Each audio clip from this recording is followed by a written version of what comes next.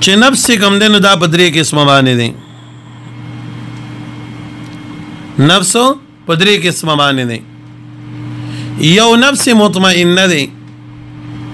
په سوره فجر په آخر کې ذکر کیږي فادخلي يا ايتها النفس المطمئنه ارجعي الى ربك راضيه مرضيه اے نفس مطمئنه ذا داخل شپ بندگانو زما کی زما رب تا ناراضی رہے او تا برازی گئی د دین مراد د انبیاء کرام نفس ته نفس مطمئنه اغه د وی چې باغی کی شهوات او خواهشات ني دا د انبیاء نفس ته یو کتاب لیکلی دی د عبد الله ابن عباس رضی الله تعالی عنہ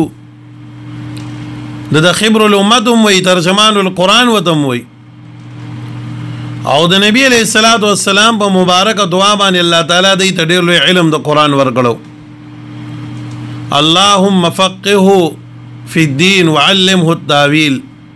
الله زما د کاکا زوی له ډېر لوی علم ورکړي د قرآن په تاویلات باندې پوهږي نبی علیہ السلام ته دعا کړې ور تهجد په وخت کې وګدا واقع رغې د نظم بخاری کې بللا ځای راغلی دا بہر حال عبداللہ ابن عباس رضی اللہ تعالی عنہ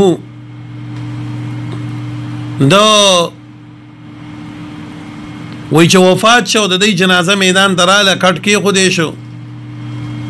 خلق لګیا دي سبونه جوړې را روان دي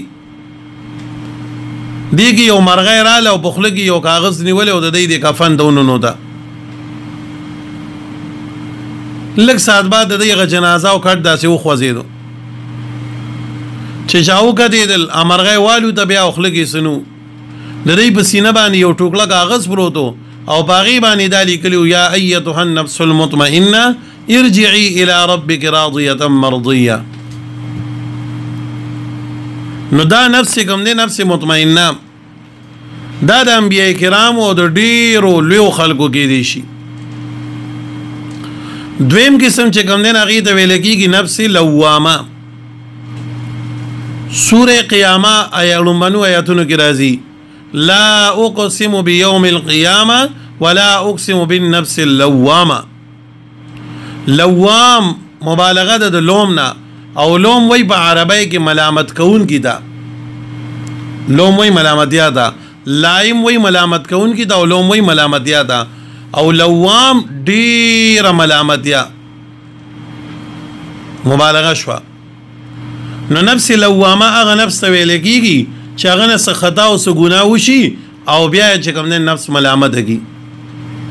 لکه بعض خلکو ته الله دا یو دا ورګړی کی کیفیت